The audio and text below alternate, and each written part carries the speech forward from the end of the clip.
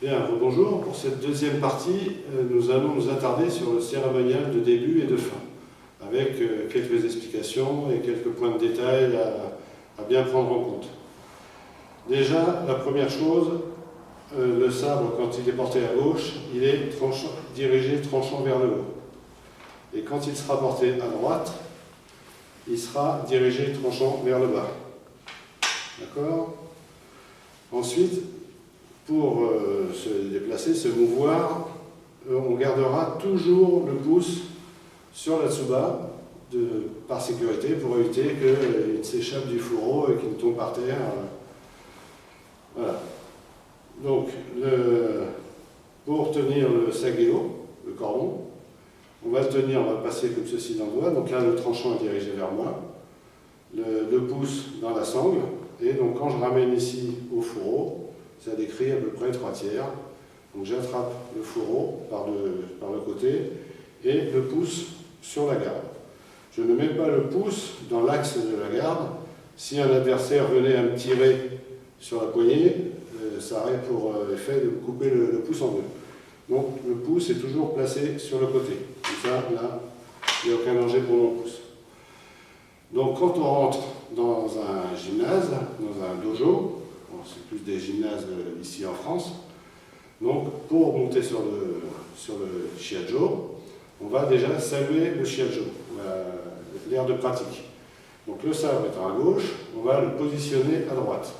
Donc pour ça, on amène le sabre sur le ventre, on va passer la main par-dessus le sabre, de la main gauche pivoter légèrement, attraper le fourreau et les cordons, et venir placer le sabre sur le côté de la cuisse.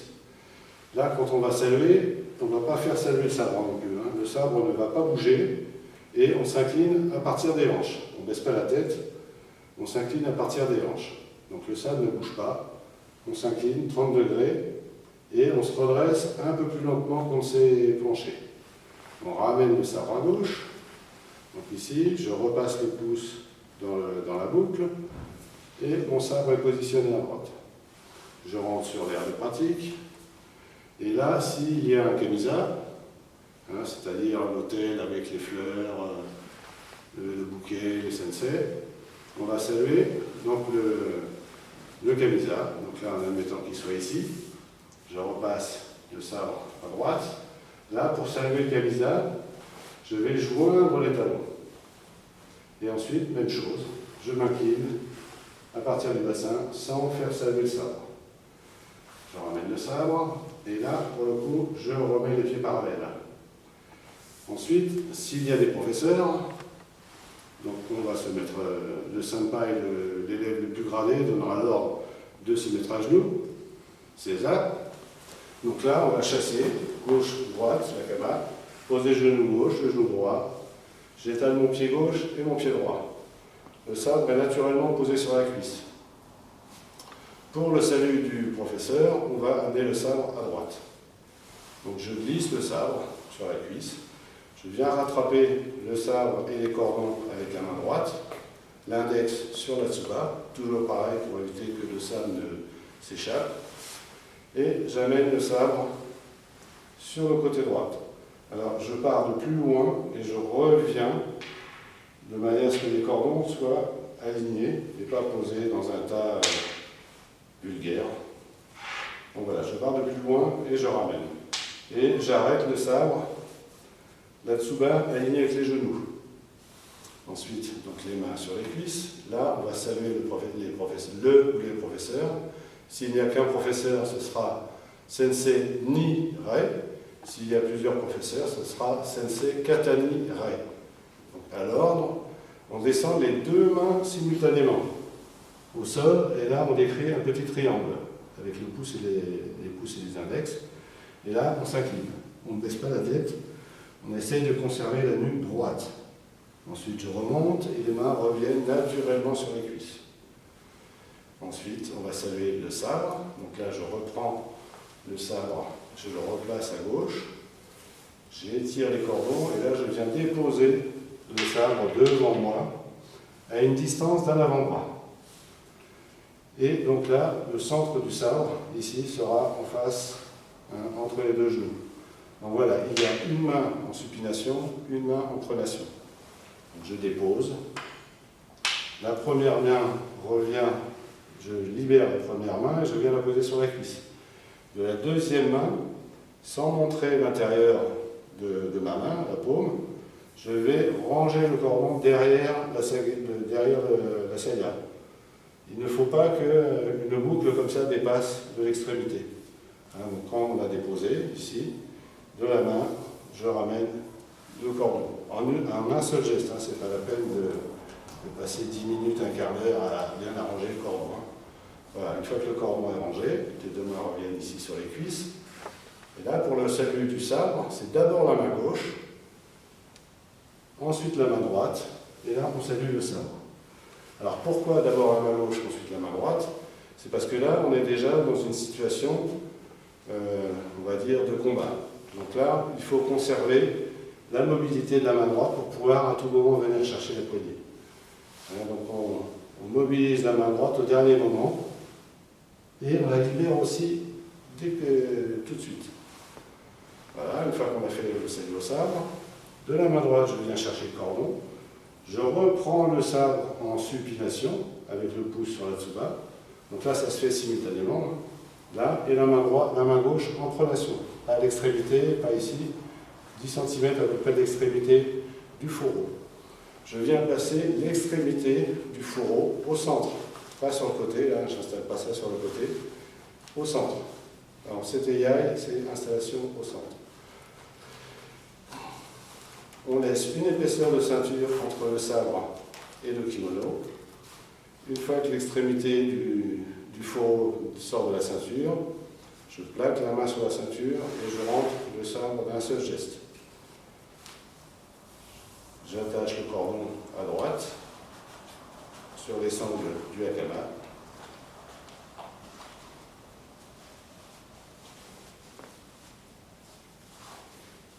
Voilà, et ensuite, ici, avec le petit doigt, je viens ranger la sageo sous le sabre. Et là, je suis prêt pour démarrer mon kata. Donc je vais me mettre debout, en admettant que je vais effectuer un kata debout. Voilà, j'ai effectué mon kata, je suis revenu à ma place. Maintenant, je vais effectuer le cérémonial de fin. Donc quand on est à sa place, ici, je vais descendre pour chasser la kama. Ce que je n'ai pas dit tout à l'heure, on ne se penche pas comme ça. Hein. On essaie de conserver l'assiette du sabre bien horizontale. C'est-à-dire que je vais fléchir sur mes jambes et la main droite va venir se placer entre les jambes et je vais chasser la jambe gauche du hakama et ensuite la jambe droite. Hop, hop. Je pose le genou gauche, le genou droit, je me redresse, j'allonge le pied gauche et le pied droit. Et là, je suis revenu en position César. Donc, si le cours est fini, qu'on effectue le cérémonial de fin, je décroche le sageo. Alors, on pourra voir ça sur une prochaine séance. Comment s'habiller, comment installer le sabre, comment attacher le sageo. Là, pour l'instant, on fait le début, le cérémonial, en imaginant que vous ayez déjà un petit bagage. Donc là, pour retirer le sabre, la main gauche sur le fourreau, le pouce sur la saya, sur la tsuba. Je fais glisser le sabre dans la ceinture. Je viens rattraper ici le fourreau avec la main droite, l'index sur la tsuba. Et là, avec le petit doigt, ici, je viens crocheter la sageo et je viens poser le sabre à 45 degrés. Voilà, mon bras est tendu. J'ai toujours le cordon dans la main, ce qui va me permettre de le poser au sol sans... Donc là, sur le carrelage, c'est très bruyant, c'est très inesthétique. Voilà, bien à 45 degrés, ce qui va me permettre ici d'incliner le sabre et de le poser. Donc là, pour cette fois-ci, le tranchant vers moi.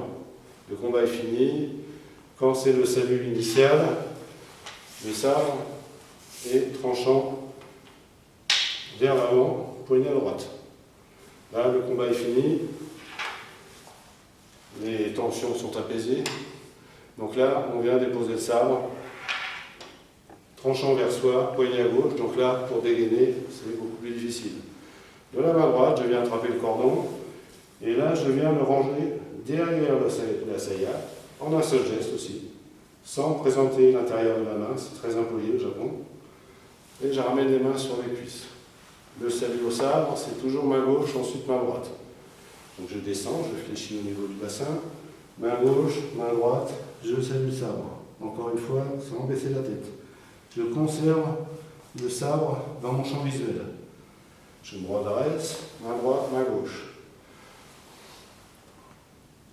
Là maintenant, je vais faire le salut au professeur.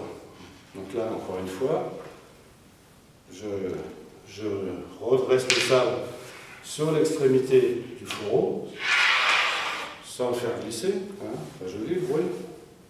Donc voilà, le sabre est ici. Je viens attraper la saya et le pouce sur la tsuba.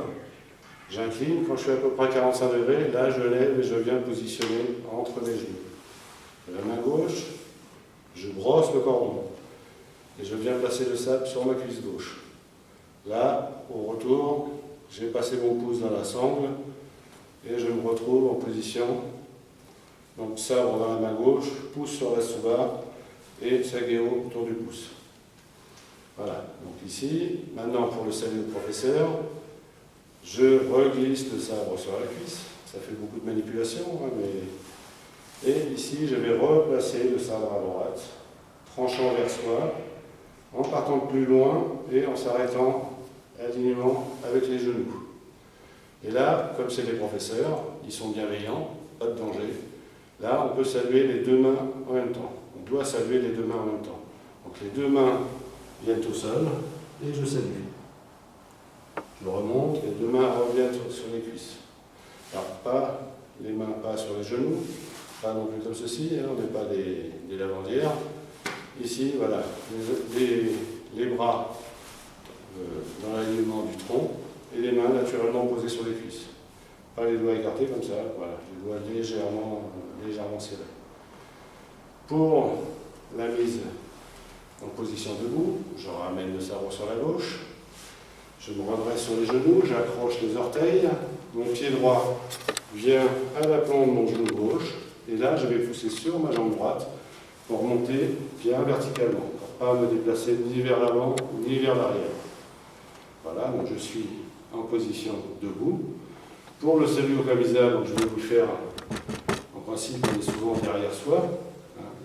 Là je vais imaginer qu'il est sur la droite, donc je pivote, je suis pied parallèle, je passe, comme précédemment indiqué, le sabre sur le ventre, je passe par-dessus, j'attrape la totalité du fourreau et des cordons, et je viens placer sur ma droite.